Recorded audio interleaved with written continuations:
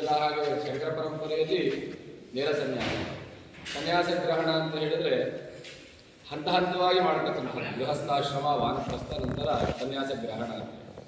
ಹಾಗೆ ಮಾಡುವಂತಹ ಕಾಲದಲ್ಲಿ ಏನು ಮಾಡ್ತಾ ಇದ್ರು ಅಂತ ಹೇಳಿದ್ರೆ, ಅವರ ಬಳಿ ಇದ್ದಂತಹ ಎಲ್ಲ ವಸ್ತುಗಳನ್ನು ತನಗೆ ಬೇಕಾದಂತಹ ಮಕ್ಕಳಿಗೆ ಬೇಕಾದವರಿಗೆ ದಾನ ಮಾಡಬೇಕು ಅಂತ.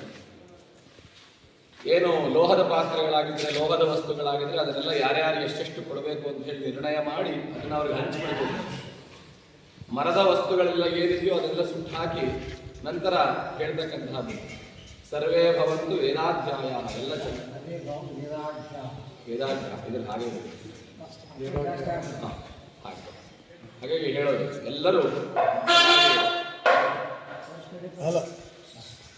ಎಲ್ಲರೂ ಚೆನ್ನಾಗಿ ವೈದಿಕ ಮಾರ್ಗವನ್ನು ಅನುಸರಿಸಿ ಧರ್ಮ ಮಾರ್ಗದಲ್ಲಿ ನಡ್ಕೊಳ್ಳಿ ಮತ್ತು ಧರ್ಮಕ್ಕೆ ವಿಜಯವಾಗ್ತಕ್ಕಂತಹ ಕೆಲಸಗಳನ್ನೇ ಮಾಡಿ ಅಂತ ಹೇಳಿ ತನಗೆ ಬೇಕಾಗಿರ್ತಕ್ಕಂತಹ ಎಲ್ಲ ವಸ್ತುಗಳನ್ನು ಪರಿತ್ಯಾಗ ಮಾಡಿ ನಮೇ ಕಶ್ಚಿನ ಅಂದರೆ ನನಗೆ ಯಾರಿಲ್ಲ, ನಾನು ಯಾರಿಗೆ ಇಲ್ಲ ಇರ್ತಕ್ಕಂತಹ ವಾಕ್ಯವನ್ನು ಹೇಳ್ತಾ ಅವರ ತಂದೆ ತಾಯಿಗಳಿಗೆ ನಮಸ್ಕಾರ ಮಾಡಿ ಅವರು ಅಲ್ಲಿಂದ ನದಿಗೆ ಹೋಗಿ ಸನ್ಯಾಸವನ್ನು ಸ್ವೀಕಾರ ಮಾಡ್ತಾರೆ.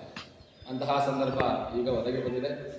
ಪುಣ್ಯಾತ್ಮರಾಗಿರ್ತಕ್ಕಂತಹ ಸನಾತನ ಗೋತ್ರೋದ್ಭವರಾಗಿರ್ತಕ್ಕಂತಹ ಶೇಷಕುಮಾರರು ಮತ್ತು ಜಗದಂಬಾ ದಂಪತಿಗಳು ತಮ್ಮ ಏಕಮಾತ್ರ ಪುತ್ರರಾಗಿರ್ತಕ್ಕಂತಹ ರೋಹಿಣೇಶ್ ಶರ್ಮಾ ಅವರನ್ನು ಈ ದಿವಸ, ಅಂದರೆ ಇದು ಮೊದಲೇ ನಿಶ್ಚಯವಾಗಿ ಈ ದಿವಸ ಪರಿಪೂರ್ಣವಾಗಿ ಗುರುಗಳಿಗೆ ಅವರನ್ನು ಸಮರ್ಪಣೆಯನ್ನು ಮಾಡತಕ್ಕಂತಹ, ಮುಂದೆ ಈ ಸನ್ಯಾಸಾಶ್ರಮವನ್ನು ನಿರ್ವಹಣೆ ಮಾಡಿ ಅಂತಕ್ಕಂತಹದ್ದಾಗಿ ಅವರನ್ನ ಬೀಳ್ಕೊಡ್ತಕ್ಕಂತಹ ಸಂದರ್ಭ ತುಂಬ ಆನಂದವೂ ಆಗ್ತದೆ, ನಂತರ ಒಂದು ಸ್ವಲ್ಪ ಮನಸ್ಸಿನಲ್ಲಿ ದುಃಖವೂ ಆಗ್ತಕ್ಕಂತಹ ಸಂದರ್ಭ. ಯಾಕೆ ಅಂತ ಹೇಳಿದ್ರೆ ಇದ್ದೊಬ್ಬ ಮಗನನ್ನು ಮಠಕ್ಕೆ ಕೊಡ್ತಕ್ಕಂತಹದ್ದು ತುಂಬ ಕಷ್ಟ.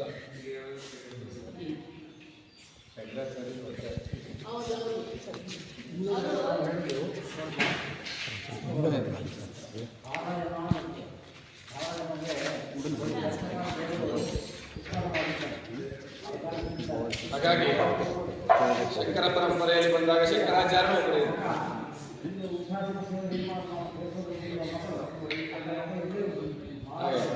ಆ ಪುಣ್ಯಾತ್ಮ ದಂಪತಿಗಳು ಅವರಿಗೆ ಜನಿಸಿರ್ತಕ್ಕಂಥ ಮಠಕ್ಕೆ